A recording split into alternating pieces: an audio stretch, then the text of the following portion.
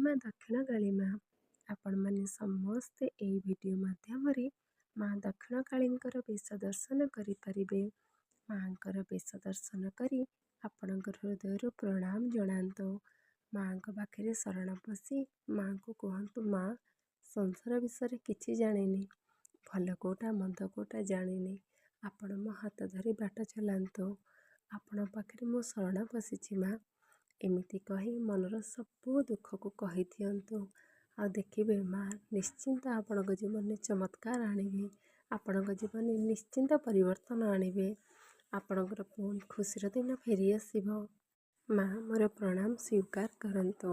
ଜାଣତ ଅଜାଣତରେ ଯାହା ଭୁଲ କରିଦେବେ କ୍ଷମା କରିଦେବେ।